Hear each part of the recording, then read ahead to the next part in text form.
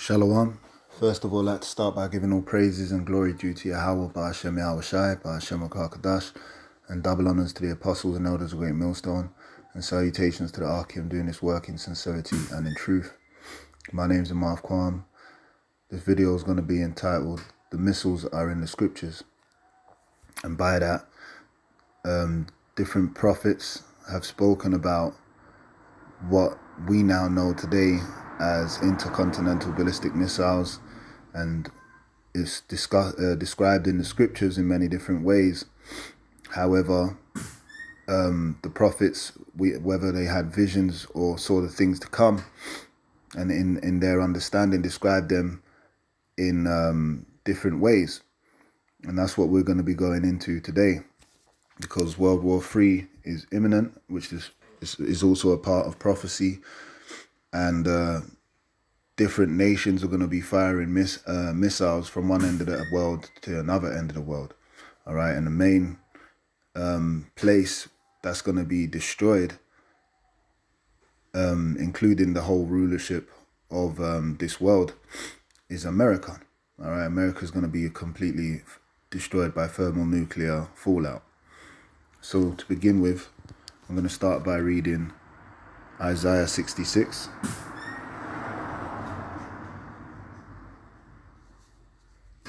And the 16th verse. It says, "For by fire and his sword will the Lord plead with all flesh."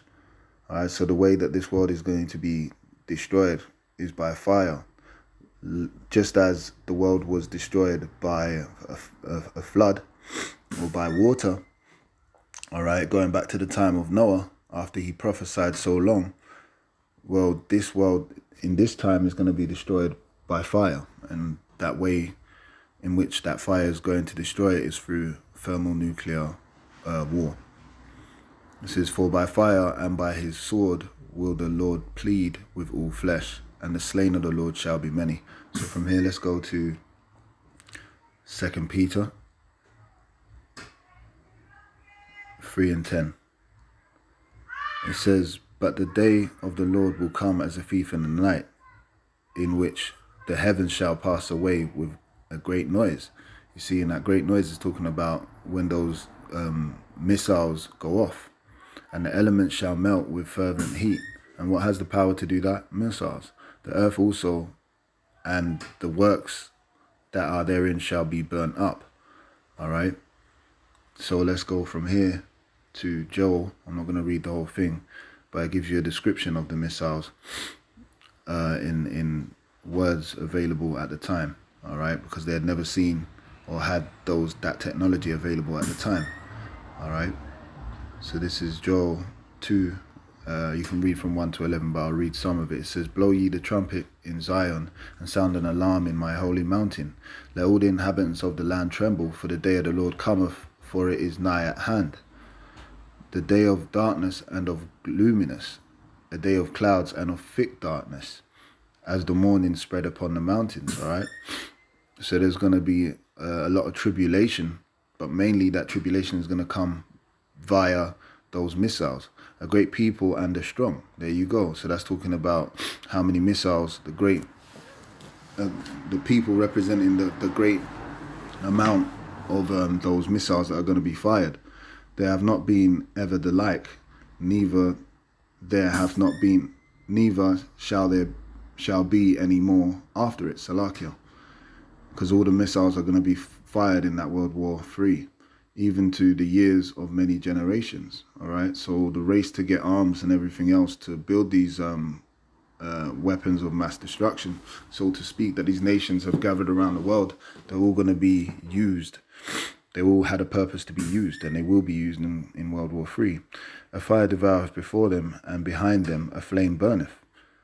The land is as the Garden of Eden, before them and behind them a desolate wilderness. Yea, and nothing shall escape them." Because there's no way to escape something of that, that can create that much devastation. There's no way you can run to. "The appearance of them is as the appearance of horses." And that's what they sound like when you listen to a load of missiles that are fired at the same time. All right, you get that a certain sound effect. And as horsemen, so shall they run. Like as the noise of chariots on the top of mountains shall they leap, like the noise of a flame of fire that devoureth the stubble, as a strong people set in battle array. All right, so you get the point, man. You know, you can continue on, but in the best words available at the time, they were describing these ICBMs. So from here, let's go to Deuteronomy 32 and 41. It says, if I whet my glittering sword, in other words, they used the term glittering sword to describe what they had seen. All right. If I whet my glittering sword and mine hand take hold on judgment, I will render vengeance to mine enemies and will reward them that hate me. All right. So that glittering sword, obviously, a sword is synonymous with destruction or instrument to kill. And that instrument is the intercontinental ballistic missiles, and the main destination for them to hit would be America, according to prophecy. So anyway, with that, I hope you were edified. Until the next video, I'm going to say shalom.